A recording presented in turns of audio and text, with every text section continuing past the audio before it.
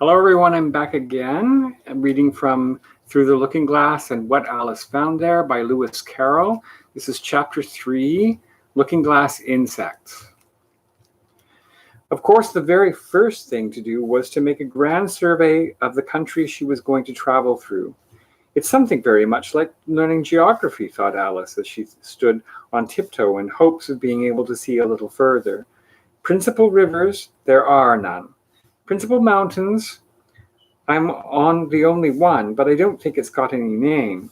Principal towns, why, what are those creatures making honey down there?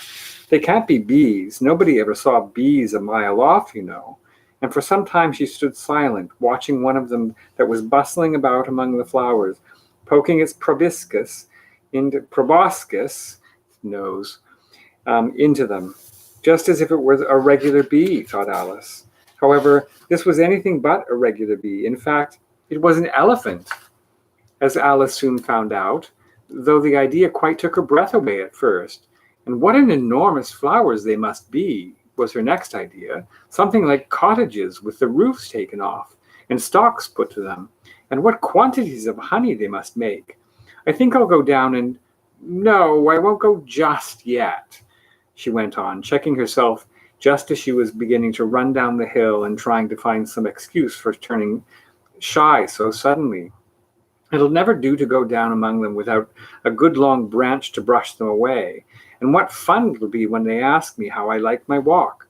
I shall say, oh, I liked it well enough. Here came the favorite little toss of the head. Only it was so dusty and hot, and the elephants did tease so. I think I'll go down the other way, she said after a pause. And perhaps I may visit the elephants later on, but I do so want to get to the third square. So with this excuse, she ran down the hill and jumped over the first of the 6 little brooks. Tickets, please, said the guard, putting his head in at the window. In a moment, everybody was holding out a ticket.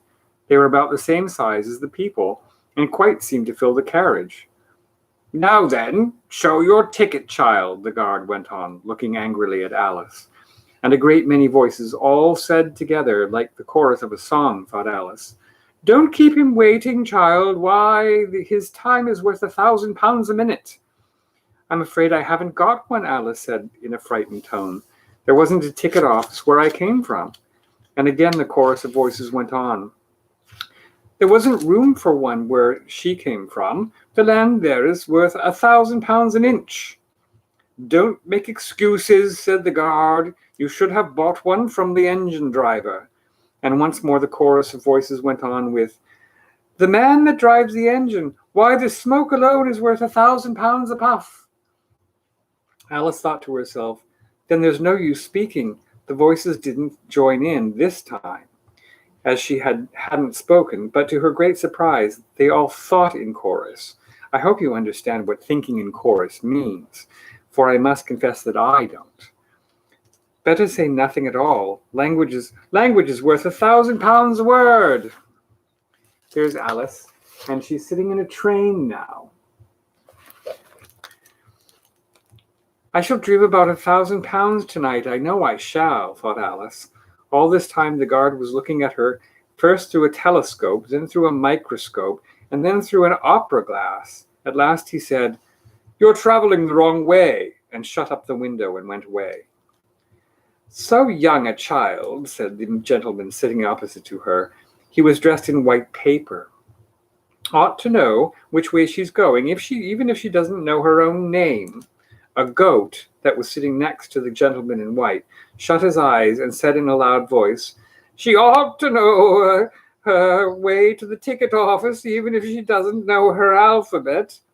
There was a beetle sitting next to the goat. It was a very queer carriage full of passengers altogether. And as the rule seemed to be that they should all speak in turn, he went on with should have to go back from here as luggage. Alice couldn't see who was sitting beyond the beetle, but a hoarse voice spoke next. Change engines, it said, and there it choked and was obliged to leave off. It sounds like a horse, Alice thought to herself, and an extremely small voice close to her ear said, You might make a joke on that. Something about horse and horse, you know. Then a very gentle voice in the distance said, She must be labeled Lass with Care, you know. After that, other voices went on, What a number of people there are in the carriage, thought Alice, saying, She must go by post, as she got her head on her. She must be sent by message, by telegraph. She must draw the train herself the rest of the way, and so on. But the gentleman dressed in white paper leaned forwards and whispered in her ear, Never mind what they all say, my dear, but take a return ticket every time the train stops. Indeed I shan't, Alice said rather impatiently. I don't belong to this railway journey at all. I was in a wood just now, and I wish I could get back there. You might make a joke on that, said the little voice close to her ear. Something about, you would if you could, you know. Don't tease so, said Alice, looking about in vain to see where the voice came from. If you're so anxious to have a joke made, why don't you make one yourself? The little voice sighed deeply. It was very unhappy, evidently, and Alice would have said something pitying to comfort it. If only it would sigh like the other people, she thought. But this was such a wonderfully small sigh that she couldn't have heard it at all if it hadn't come quite close to her ear. The consequence of this was that it tickled her ear very much, and quite took her off her thoughts for the unhappiness of the poor little creature. I know you're a friend, the little voice went on, a dear friend and an old friend, and you won't hurt me, though I am an insect. What kind of insect? Alice inquired a little anxiously. What she really wanted to know was whether it could sting or not, but she thought this wouldn't be quite a civil question to ask. What then you don't? The little voice began, when it was drowned by a shrill scream from the engine, and everybody jumped up in alarm, Alice among the rest. The horse, who had put his head out of the window, quietly drew it in and said, It's only a brook we have to jump over. Everybody seemed satisfied with this, though Alice felt a little nervous at the idea of trains jumping at all. However, it'll take us into the fourth square. That's some comfort, she said to herself. In another moment, she felt the carriage rise straight up into the air, and in her fright, she caught at the thing nearest to her hand, which happened to be the goat's beard. But the beard seemed to melt away as she touched it, and she found herself sitting quietly under a tree, while the gnat, for that was the insect she had been talking to, was balancing itself on a twig just over her head and fanning her with its wings. It certainly was a very large gnat, about the size of a chicken, Alice thought. Still, she couldn't feel nervous with it after they had been talking together so long. Then you don't like all insects, the gnat went on, as quietly as if nothing had happened. I like them when they can talk, Alice said. None of them ever talk where I come from. What sort of insects do you rejoice in, where you come from? The gnat inquired. I don't rejoice in insects at all, Alice explained, because I'm rather afraid of them, at least the large kinds, but I can tell you the names of some of them. Of course, they answer to their names, the gnat remarked carelessly. I never knew them to do it. What's the use of their having names, the gnat said, if they won't answer to them? No use to them, said Alice, but it's useful to the people that name them, I suppose. If not, why do all things have names at all? I can't say, the gnat replied. Further on, in the wood down there, they've got no names. However, go on with your list of insects. You're wasting time. Well, there's the horsefly, Alice began, counting off the names on her fingers. All right, said the gnat. Halfway up that bush, you'll see a rocking horsefly if you look. It's made entirely of wood and gets about by swinging itself from branch to branch. Here's a picture of a rocking horsefly. What does it live on? Alice asked with great curiosity. Sap and sawdust, said the gnat. Go on with the list. Alice looked at the rocking horsefly with great interest and made up her mind that it must have been just repainted. It looked so bright and sticky. And then she went on. And there's the dragonfly. Look on the branch above your head, said the gnat, and there you'll find a snapdragonfly. Its body is made of plum pudding. its wings of holly leaves, and its head is a raisin burning in brandy. And here's the fly, the pudding fly.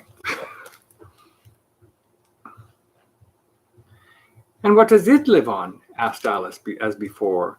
Frumenty and mince pie, the gnat replied, and it makes its nest in a Christmas box.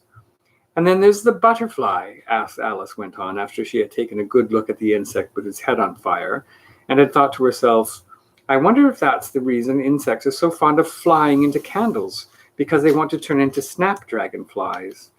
Crawling at your feet, said the gnat. Alice drew her feet back in some alarm. You may observe a bread and butter fly. Its wings are thin slices of bread and butter, its body is a crust, and its head is a lump of sugar. And what does it live on? Weak tea with cream in it. A new difficulty came into Alice's head. Supposing it couldn't find any, she suggested. Then it would die, of course. But that must happen very often, Alice remarked thoughtfully. It always happens, said the gnat. After this, Alice was silent for a minute or two, pondering. The gnat amused itself meanwhile by humming round and round her head. At last it settled again and remarked, I suppose you don't want to lose your name? No, indeed, said Alice, a little anxiously. And yet I don't know, the gnat went on in a careless tone. Only think how convenient it would be if you could manage to go home without it.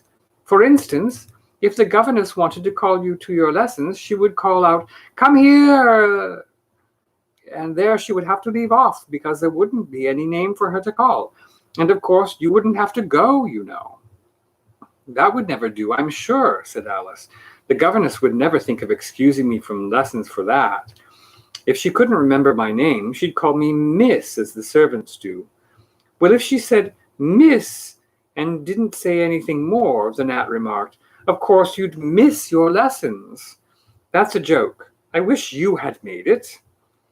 Why, I do wish I had made it, Alice asked. It's a very bad one. But the gnat only sighed deeply, while 2 large tears came rolling down his cheeks. You shouldn't make jokes, Alice said, if it makes you so unhappy. Then came another of those melancholy little sighs, and this time the poor gnat really seemed to have sighed itself away, for when Alice looked up, there was nothing whatever to be seen on the twig, and as she was getting quite chilly, with sitting so still so long, she got up and walked on.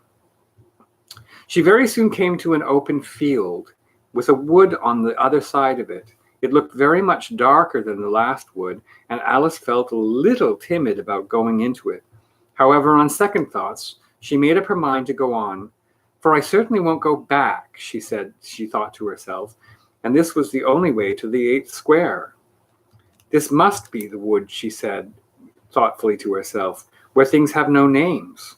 I wonder what'll become of my name when I go in. I shouldn't like to lose it at all, because they'd have to give me another, and it would be almost certain to be an ugly one. But then the fun would be trying to find the creature that had got my old name.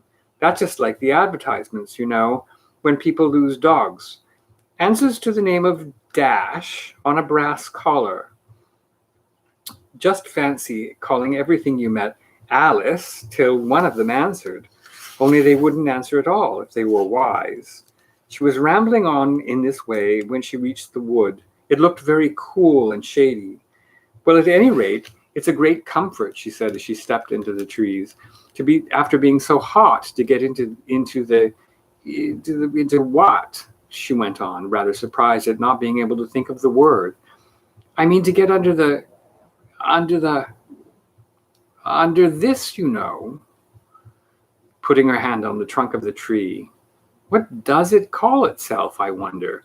I do believe it's got no name. Why, to be sure, it hasn't. She stood silent for a minute, thinking. Then she suddenly began again. Then it really has happened after all. And now who am I? I will remember if I can. I'm determined to do it.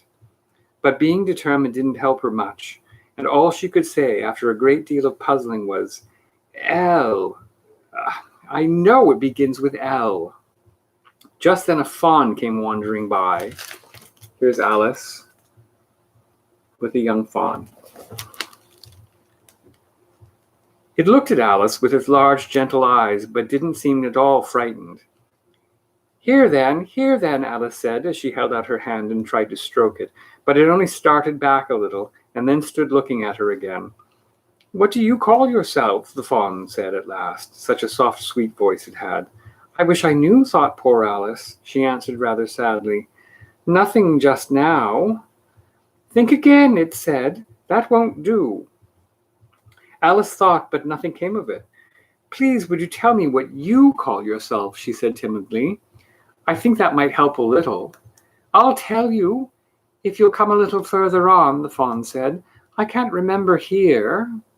So they walked on together through the wood, Alice with her arms clasped lovingly round the soft neck of the fawn, till they came out into another open field, and here the fawn gave a sudden bound into the air and shook itself free from Alice's arm.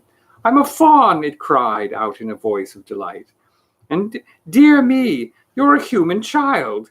And sudden look of alarm came into his beautiful brown eyes, and in another moment it had darted away at full speed. Alice stood looking after it, almost ready to cry with vexation at having lost her dear little fellow traveler so suddenly. However, I know my name now, she said. That's some comfort. Alice. Alice. I won't forget it again. And now, which of these finger posts ought I to follow, I wonder?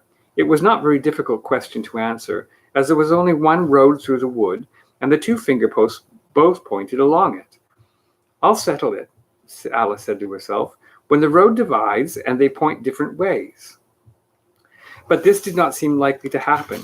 She went on and on a long way, but wherever the road divided, there were sure to be two finger posts pointing in the same way, one marked to Tweedledum's house, and the other to the house of Tweedledee.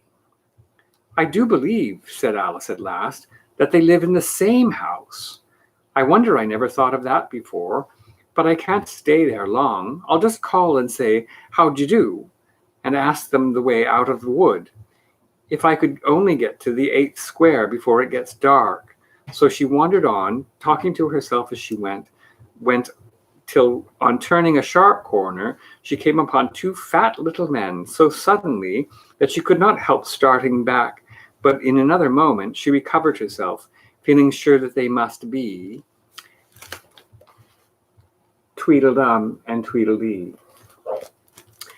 Well, that ends that chapter, and next will be Tweedledum and Tweedledee. I hope you enjoyed it. If you did, and you're watching on YouTube especially, hit like, and you can hit subscribe. You can hit the little notification bell, which will tell you when I'm reading next. I hope everyone's doing well, and I hope you enjoyed the story. And we continue next time. Take care.